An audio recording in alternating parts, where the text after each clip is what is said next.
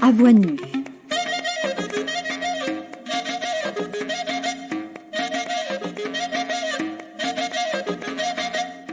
C'était en 1988, Louis Calafert s'entretenait avec Pierre Dracheline. Troisième entretien.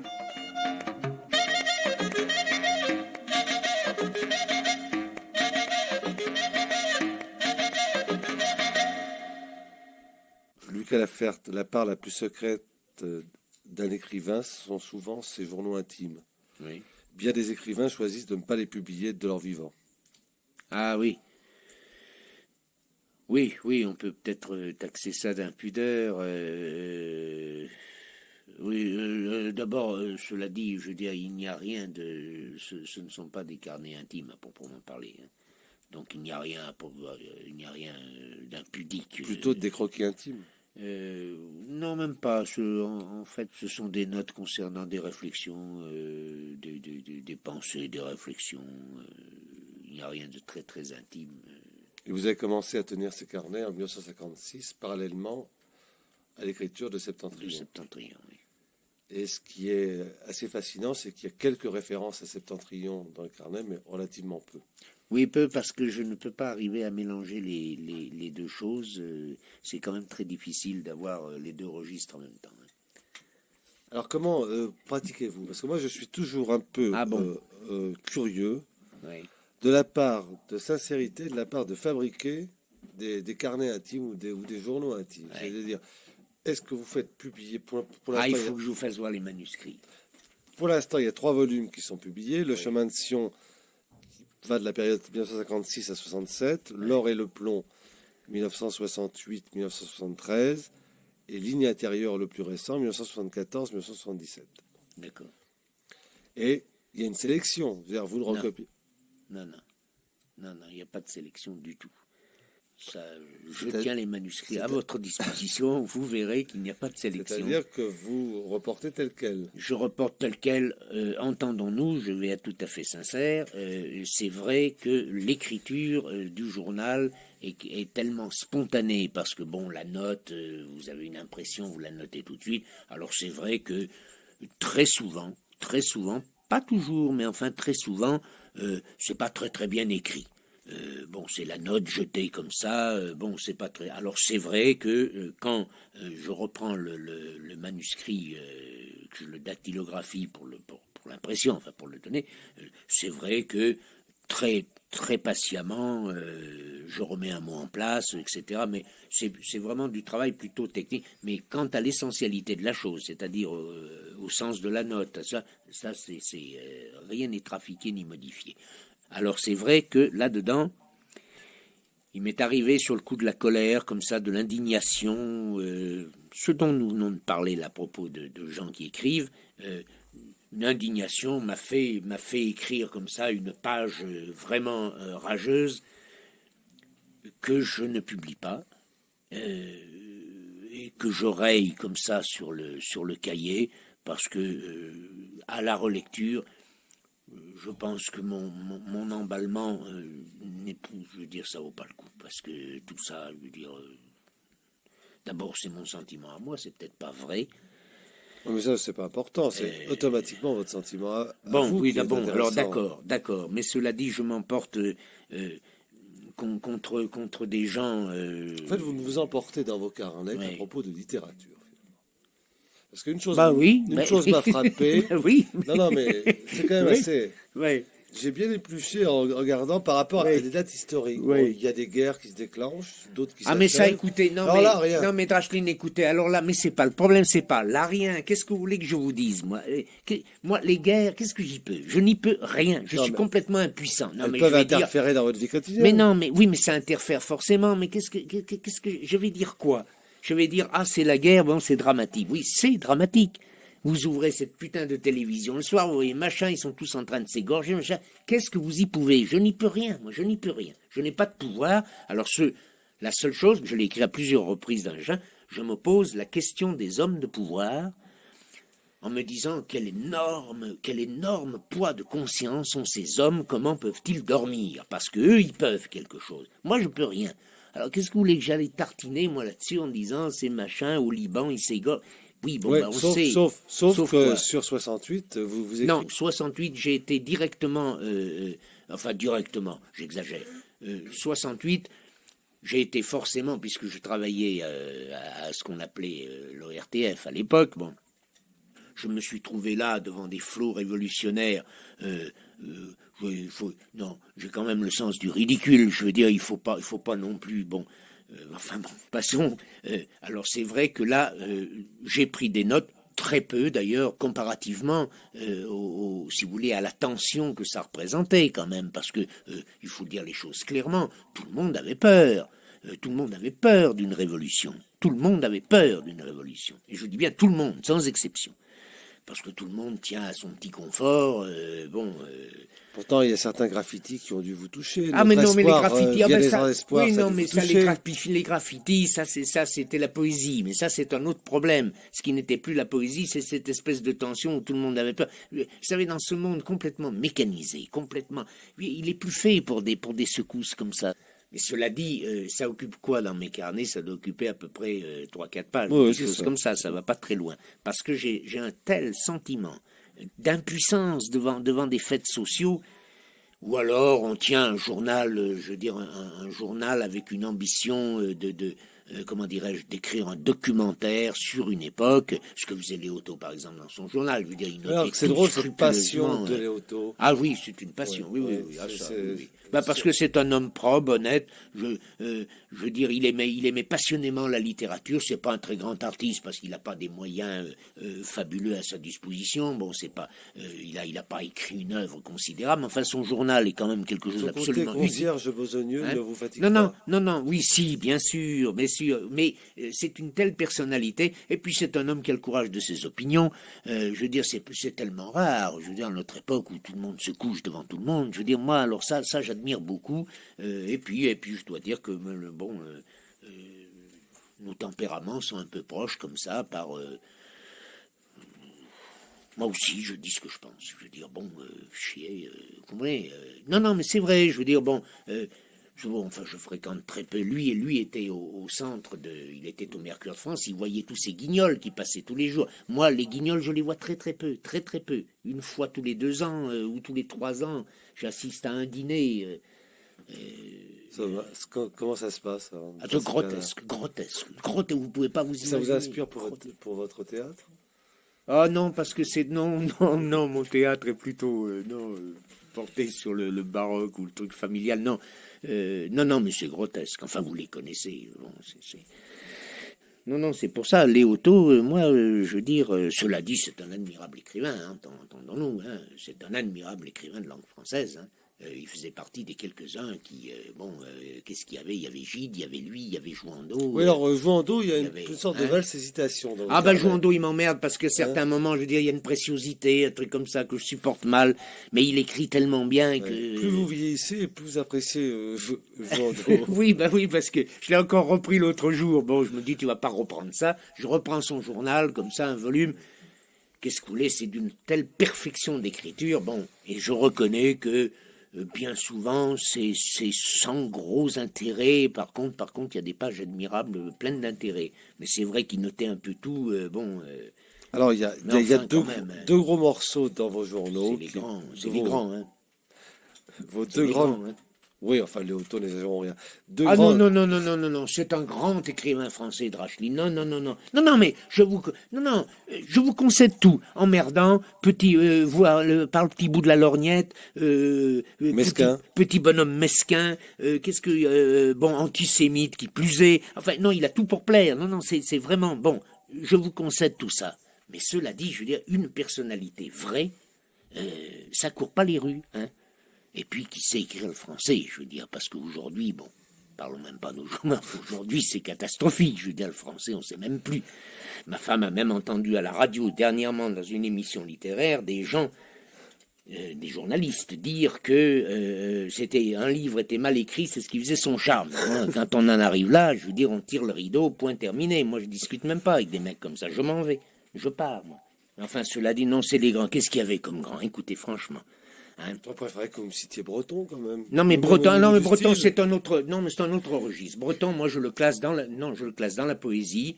Alors là, pour moi, là, c'est les très grands du délire. Je veux dire, c'est l'enflammement, c'est Death Note, c'est tout ça. Ça, c'est un autre registre. Pour moi, c'est le registre tout à fait fou. Vous avez une grande tendresse pour Artaud aussi. Oui, pour Artaud. Oui, pour Artaud. Je vais vous dire, en général, j'ai une grande tendresse pour tous les poètes, moi. Parce que je les aime vraiment et je regrette beaucoup que dans cette époque, la poésie, bon, c'est foutu. Enfin bon. Parce que moi, c'est un truc, enfin bon. Il y a deux grandes constances dans vos carnets. C'est, premièrement, vos rapports aux journaux intimes d'autres écrivains. Je pense à Benjamin Constant, bien sûr. à ce fou d'Amiel. Oui. C'est cette pharmacie intime de 17 000 pages. Oui. C'est quand même effrayant. Ah oui.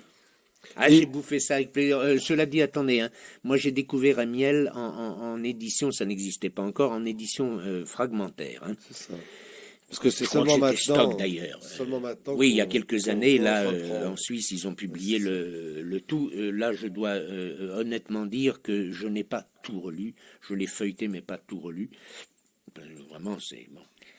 Cela dit, Amiel, mais c'est au moment où j'écrivais Septentrion, là, et Amiel a été pour moi une espèce de... C'est à l'opposé de tout, c'est à l'opposé de ma nature, c'est à l'opposé de...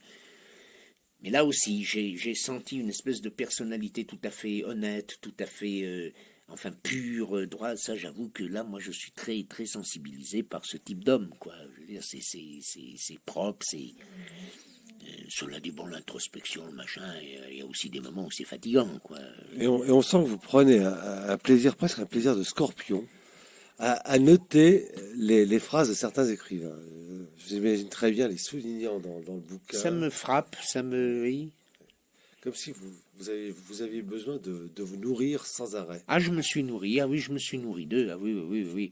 Il y a eu même toute une période où, avec ma femme, nous avons vécu dans le tolstoïsme. Je veux dire, on a découvert Tolstoï et j'ai récupéré, ça je les ai gardés, parce que j'ai récupéré tout ce que je pouvais trouver sur Tolstoï. J'ai sur Tolstoï des choses que beaucoup de gens n'ont pas. Je veux dire, c'est une folie.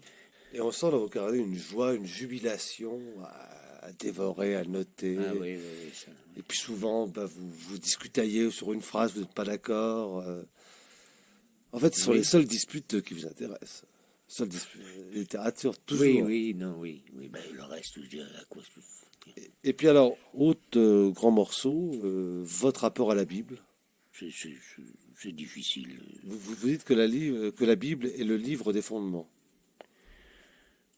Oui, c'est un livre d'essentialité. Oui, bien, enfin, c'est une banalité, ce que je dis là. Mais enfin, oui, c'est vrai, oui, c'est... Enfin, c'est vrai, pour qu'il le reçoit comme ça, je veux dire, celui qui ne le reçoit pas comme ça, mais je veux dire, en ce qui me concerne, oui, mais enfin, c'est difficile, je veux dire, on peut dire on a la foi, on n'a pas la foi, c'est des choses...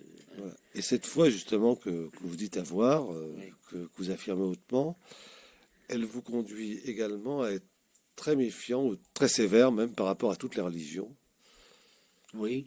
De l'usage qui en est fait. Oui. De leur histoire, et en particulier de la religion catholique. Vous avez une espèce de compte à régler. C'est pas un compte à régler. Là, c'est pareil. C'est comme en littérature. Il y a des fabricants, et ben c'est le clergé. Le clergé, ce sont des fabricants de religion, comme certains prétendus écrivains sont des fabricants. C'est pareil. Alors là, je m'insurge de la même manière. Je veux dire, je serais heureux, moi, d'entrer dans des églises, de trouver des prêtres mystiques, quitte à partir dans la connerie, mais peu importe, je veux dire, des gens qui vous soulèvent. Enfin, on parlait, c'est ça, les poètes, je veux dire, peu importe qu'ils aient tort ou raison, on s'en fout. C'est des gens qui vous soulèvent. Vous voyez qu'ils soient tous un peu Saint-Jean de la Croix. Oui, enfin, Saint-Jean de la Croix, bon, c'est le niveau ultra supérieur, mais oui, c'est ça, des gens qui... On ne trouve que des fonctionnaires là qui traînent leur machin, dont manifestement on sent qu'ils n'ont aucune inspiration d'aucune sorte, tout ça est tristouné, ça n'a pas d'intérêt. Alors là, oui, je m'insurge. Je m'insurge. Vous leur reprochez de gérer un fonds de commerce ? Oui, de gérer un fonds de commerce de gérer un fonds de commerce, et un fonds de commerce qui est lié étroitement au pouvoir politique, quel qu'il soit. Alors vous comprenez, non, je veux dire, l'ordre religieux, d'abord l'ordre religieux, je vous dis une bonne chose, moi tel que je conçois, c'est une affaire entre soi et soi, point terminé. Je veux dire, le reste, les gloses théologiques et autres, tout ça, c'est comment dirais-je, des occupations intellectuelles, mais ça n'a rien à voir avec. C'est ce que je l'ai écrit quelque part. D'ailleurs, ils sont toujours à l'extérieur du cercle. Ouais, ils sont pas dedans. Bon, alors tout ce qui n'est pas dedans, là, c'est pas intéressant. Et en littérature, c'est pareil. Si tout ce qui n'est pas dedans, c'est pas intéressant. C'est autour. Il tourne autour. C'est la périphérie. C'est pas. Hein. Bon, enfin. Pas en dire plus. J'ai envie, Louis Calafert, de reprendre le titre d'un livre de Benjamin Fondane et de vous qualifier de conscience malheureuse. Non, je ne suis pas malheureux. Non. D'abord, j'estime que je suis, pour vous qui s'adore, et je touche du bois, je suis un privilégié. Je vais dire, non, je ne suis pas malheureux. Ce qu'il y a, c'est que je n'ai pas véritablement d'aptitude au bonheur. Ça, c'est autre chose. Je dirais même que d'une certaine manière, le bonheur, quand il se présente, et il s'est présenté plusieurs fois dans ma vie, mais ça me fait un peu peur. Parce que je me dis, qu'est-ce qu'il va y avoir derrière? Ça dérange votre pessimisme?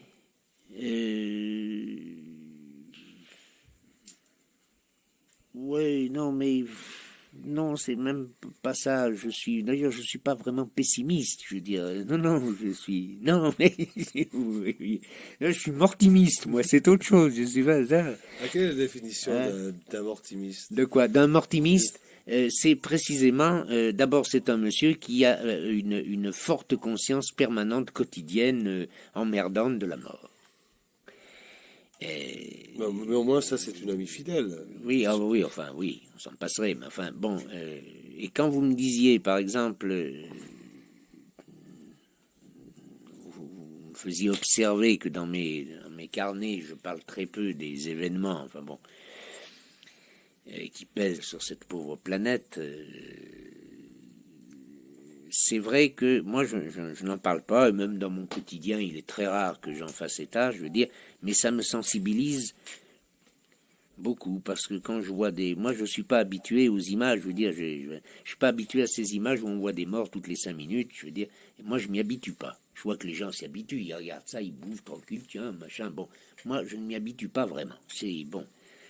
Alors, de temps en temps, je me dis, oh, puis merde, ils sont tous trop cons, alors qu'ils crèvent. Bon, voilà, bon, c'est mon truc, mais c'est pas vrai. Au fond de moi, je me dis, je sais pas, je crois que c'est Walpole qui dit, qui dit, la mort de n'importe quel homme est un événement considérable.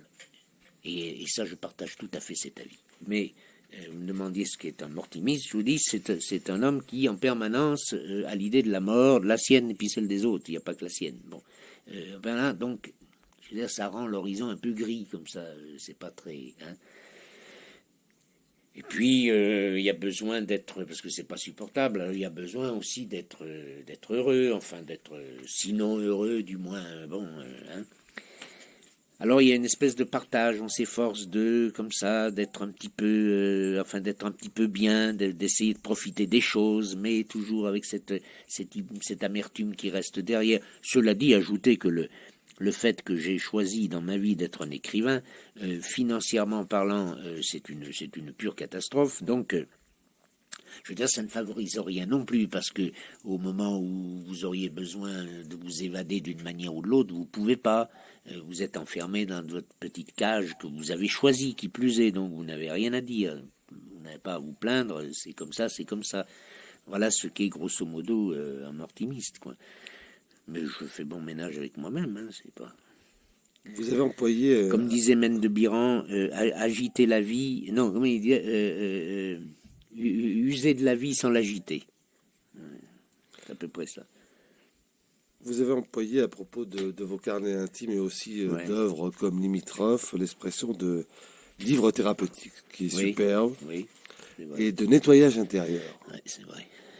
C'est vrai. Alors, en quoi un livre que vous écrivez peut-il être thérapeutique? Je comprends qu'il puisse l'être pour un lecteur. Moi, quand je vous lis, je me sens mieux. Ah bon? D'abord, parce que je me dis, il y a pire ailleurs, donc ça va mieux. Mais pour vous, D'accord.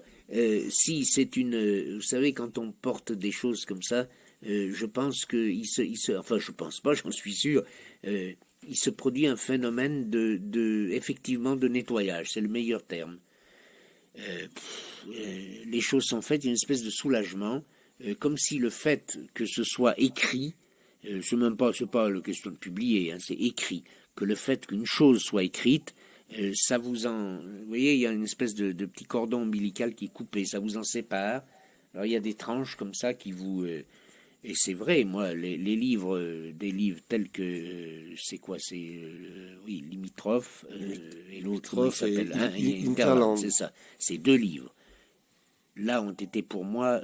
c'est pas les 2 que je préfère, mais ont été pour moi 2 livres qui m'ont sauvé d'une angoisse qui devenait un peu, pratiquement clinique. Hein. Est-ce que c'est cette angoisse qui vous a amené à écrire Pas un jour sans la pensée du suicide? Ce qui n'a rien à voir avec le fait d'être abortimiste. Hein. Oui, enfin, je pense pas que ce soit les gens très gays, hein, quand même, qui se... Si, hein, bon. Je crois que les pessimistes n'ont aucune raison de se suicider. Ah bon? Oui, c'est ça, oui, les optimistes.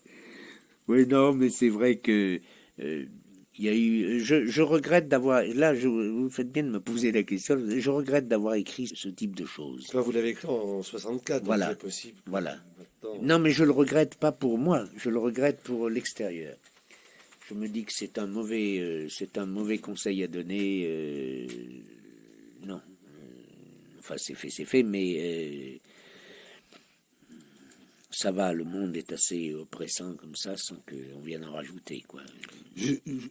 Justement, cette responsabilité de l'écrivain par rapport à ce qu'il écrit. Eh ben oui. Parce qu'on a beaucoup glosé sur Céline, oui. À mon sens pris comme bouc émissaire, alors que ma foi, il n'a pas écrit pire que Paul Morand. Ben oui, oui. Ou que Jouando. Mais d'une autre manière. Oui, oui, bien sûr. Vous avez parfaitement raison. Oui.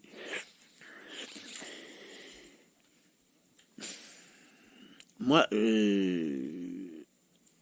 avec stupéfaction, le jour où l'incarnation est parue, mon dernier livre, là, un ami de 18 ans, c'est pas un jour, a rompu. Mais vous avez dit pourquoi? Oui, en me disant qu'il ne supportait pas qu'on puisse écrire de pareilles choses. Bon.